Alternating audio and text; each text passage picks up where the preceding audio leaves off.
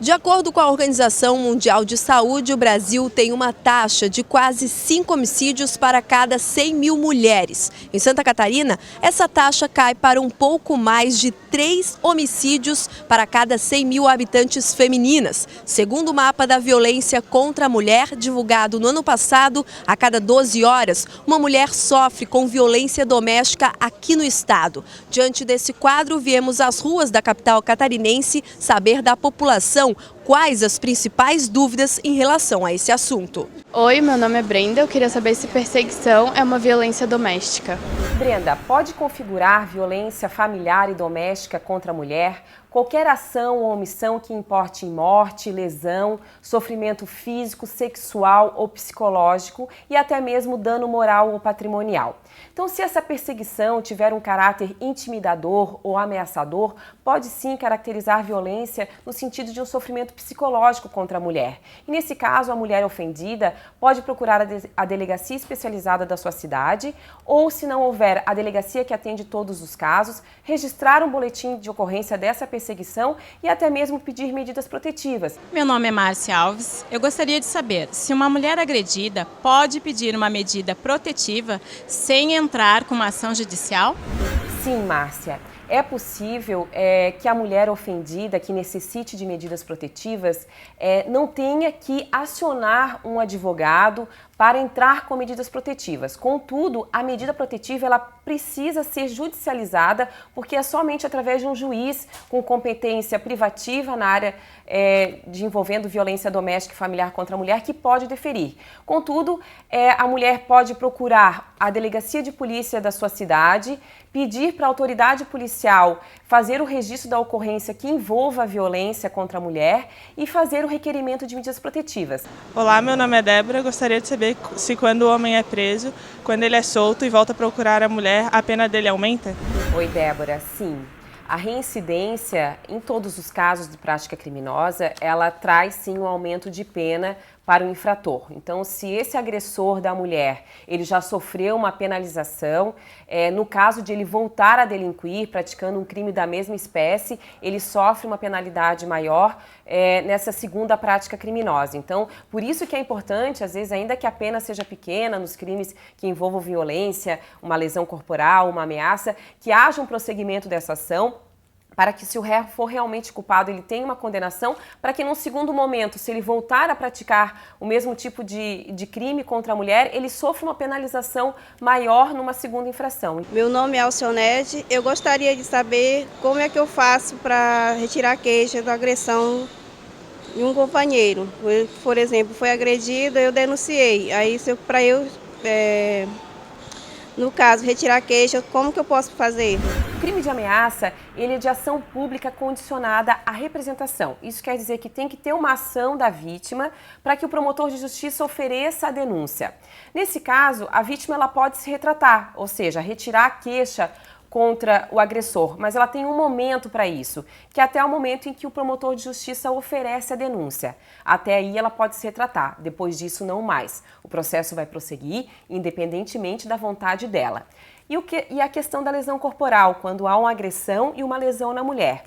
Nesse caso, havendo a notícia da lesão, a partir desse momento, a vítima não tem mais a prerrogativa de desistir da ação ou de retirar a queixa. O processo seguirá até o final, independentemente do desejo dela de posteriormente retirar a queixa. Oi, meu nome é Kelly. Eu gostaria de saber se quando um homem violenta uma mulher, se ele é preso imediatamente. Kelly, a prisão de qualquer pessoa é uma medida excepcional e só pode ocorrer em situações taxativamente descritas na Lei Processual Penal. Pode haver, por exemplo, uma prisão em flagrante, quando uma pessoa está cometendo ou acabou de cometer um crime, seja uma violência doméstica ou não. Também é possível a decretação de uma prisão chamada temporária, utilizada, no mais das vezes, para melhor apurar a prática de determinados crimes. Oi, meu nome é Mariela. Eu queria saber se perseguição é considerado violência doméstica. Olá, Mariela, tudo bem? Respondendo a sua pergunta, uma mulher que sofre uma ameaça pode sim denunciar a prática de um ato de violência doméstica. Devo destacar que o conceito de violência doméstica, definido pela Lei 11.340 de 2006, a chamada Lei Maria da Penha, é muito amplo, abrange desde situações de agressões físicas, passando por violência sexual, até aquele tipo de violência contra a integridade psíquica ou emocional da mulher, e aí está enquadrada a ameaça. Assim sendo, a mulher que sofre algum tipo de ameaça no âmbito doméstico ou familiar pode sim registrar a ocorrência pela prática desse crime. Meu nome é Norma Sueli Santos e eu gostaria de saber se, em caso de violência doméstica, se a mulher se defende e agride ao homem, se ela sofre alguma repressão, alguma coisa.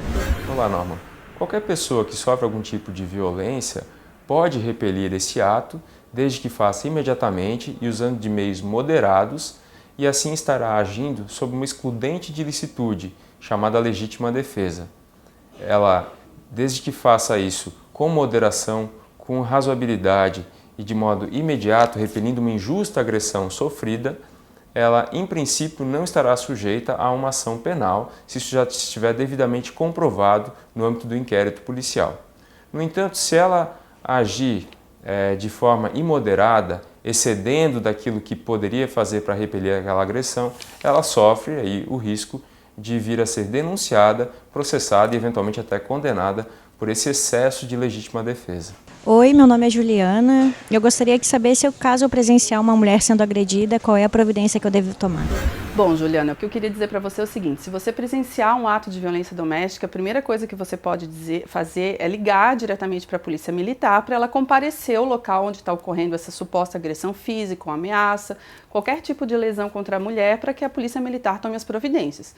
Nesse caso, como regra, se a Polícia Militar chegar ao local e realmente aferir que está sendo praticado algum ato de violência contra a mulher, a pessoa pode ser presa em flagrante. Qualquer pessoa sempre pode comunicar à autoridade policial acerca de um crime de ação pública, ou seja, no caso de lesão corporal, qualquer pessoa pode sempre comunicar a existência desse crime. Eu sou Letícia, eu gostaria de saber se eu for fazer uma denúncia contra a violência contra a mulher, eu preciso fazer alguma identificação?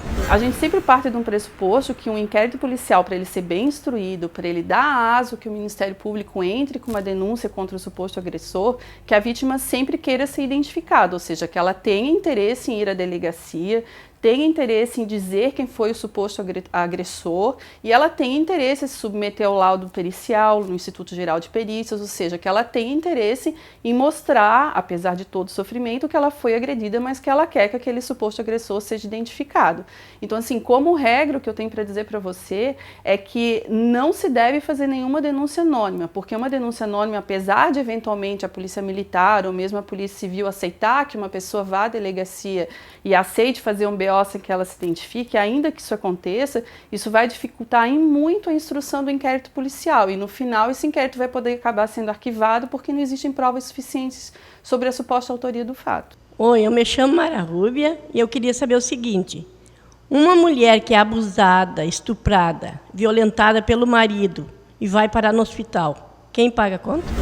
Sim, em tese, esse custo pode ser cobrado dentro do próprio processo criminal a título de reparação dos danos como decorrência do crime numa eventual condenação, ou seja, o juiz, no mesmo momento que profere uma sentença condenatória, se a sentença for condenatória, ele também pode condenar o agressor a ressarcir esses custos. Porém, na prática, o que eu percebo como juiz aqui da violência doméstica é que isso é muito raro de acontecer, ou seja, é muito raro de que uma sentença condenatória eu acabe fazendo essa condenação.